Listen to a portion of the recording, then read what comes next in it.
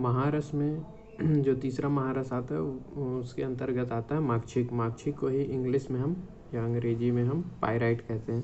तो हिंदी में माक्षिक कहते हैं, अंग्रेजी में या इंग्लिश में पायराइट कहा जाता है। उसके बाद जो संस्कृत में इसके दो नाम होते हैं और इन्हीं दोनों नाम को भेद में भी किया गया है, मतलब भेद में भी लिखा गया है। तो उसमें संस्कृत में कहते हैं सुवर्ण माक्षिक या फिर रजत माक्षिक।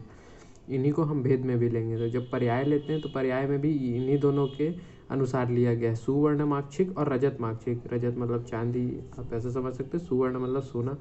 तो सुवर्ण माक्षिक है, उसके वैसे ही पर्याय हैं जैसे कि सुवर्ण माक्षिक, स्वर्ण माक्षिक, हिम माक्षिक, माक्षिक, तापीज। ये जो तापीज, उसके बाद जो हमारे रजत माक्षिक है उसके पर्याय है तार माक्षिक, श्वेत माक्षिक और रौप्य माक्षिक। श्वेत क्योंकि वो कलर वैसा होता है इसलिए स्वर्ण माक्षिक, कलर वैसा होता है। रौप्य माक्षिक चांदी का ही पर्याय है या रजत का ही पर्याय है। तो ऐसे करके आप तो कर सकते हैं। उसके बाद जो है इसमें जो उत्पत्ति हम बताते हैं, तो उत्पत्ति इसमें बताई जा रही है कि भगवान श्री विष्णु के वृद्ध पद तल से स्रवित रक्त बिंदु से माक्षिक की उत्पत्ति हुई। जो हमारे भगवान श्री कृष्ण हैं उनके पद तल से, वृद्ध पद तल से जो स्रवित रक्त की बिंदु है उससे ही माक्षिक, जब स्राव हुआ उनके पैरों से तब जो बिंदु गिरी उससे माक्षिक की उत्पत्ति बताया गया। इतिहास में बताते हैं कि जो हमारा जो माक्षिक का ज्ञान है वो भारतीयों को बहुत प्राचीन काल से रहा है। लेकिन इसमें जो आचार्य चरक हैं उन्होंने चरक संहिता में औषधीय प्रयोग में किया है। तो चरक संहिता में हमें इसे औषधीय प्रयोग में मिलता है।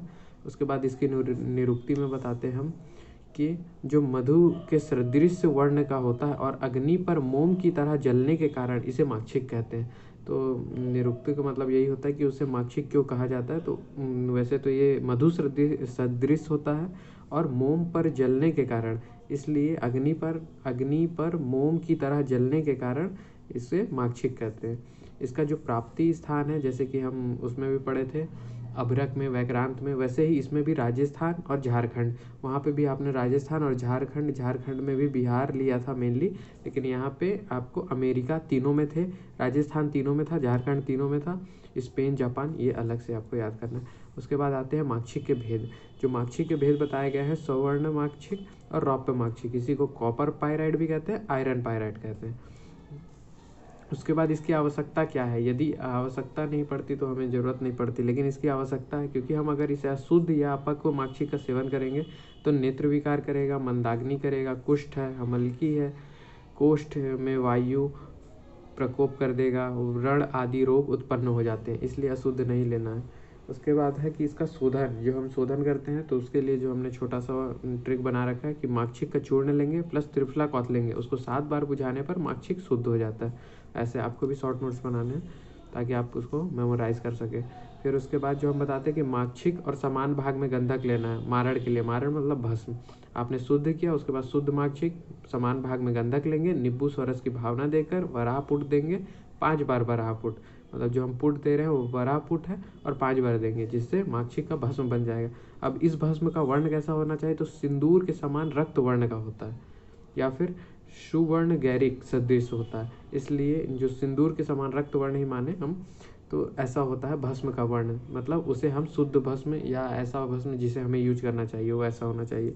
उसके बाद हमारा जो है भस्म के गुण, तो भस्म के गुण में बताते हैं कि जो रस होता है वो तिक्त होता है, मधुर होता है, जो गुण है वो लघु है, वीर है, शीत, और विपाक जो है कटु है। तो यहाँ पे हमें सिर्फ ये याद रखना है कि रस में तिक्त और मधुर आ रहा है, ठीक है। और लघु गुड़, अगर आप तिक्त के हिसाब से देखेंगे तो गुड़ लघु होगा, लेकिन मधुर के हिसाब से देखेंगे तो यहाँ पे गुरु आना चाहिए। तो इनमें अपभेदता है, भेद है, इसीलिए ये अलग अलग है। जैसे कि रस में और ये उसमें भी 2 प्रकार के होते हैं, एक होता है स्वर्ण माक्षिक के लिए, ये जो है ये रजत माक्षिक के लिए, तो ये जो दूसरा है ये रौप्य माक्षिक के लिए।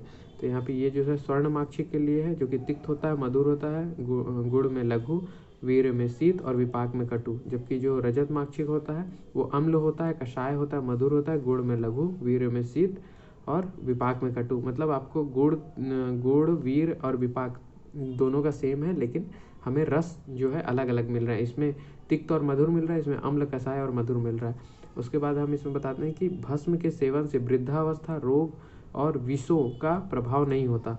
मतलब अगर इस भस्म का हम सेवन करें तो इससे हमारी वृद्धावस्था जल्दी नहीं आएगी, मतलब उसे रोकने का काम, रोग नहीं जल्दी होंगे, विष को जितने भी प्रभाव हैं वो नहीं पड़ेंगे। सर्व रोग नाशक माना गया और पारद में वीर्य उत्कर्ष के लिए सहयोगी होने के कारण पारद का प्राण है, तो यहाँ पे पारद का प्राण भी बताया गया है और रसायनों में सर्वश्रेष्ठ कहा गया है। तो इस प्रकार ये कुछ उसके बाद देखिए जो हम भस्म ले रहे हैं उसकी मात्रा 1 आधा रत्ती से 2 रत्ती। तो देखिए रत्ती का मतलब होता है 125 ग्राम, तो यहाँ पे आधा रत्ती को 125 ग्राम से आधा कर लेंगे और यहाँ पे 2 रत्ती कहने का मतलब है 250 ग्राम। अनुपान जो है घृत और शहद और त्रिफला आदि। तो यहाँ पे घृत हर किसी में है, तो आपको याद रखना है कि घृत, शहद या मधु ये हमें तीनों में मिला है। उसके बाद इसमें प्रमुख योग कौन कौन से हैं, तो ग्रहणी कपाट रस, पंचामृत परपटी, जय मंगल रस, चंद्र प्रभावटी, प्रभाकर वटी। इस प्रकार ये शॉर्ट नोट्स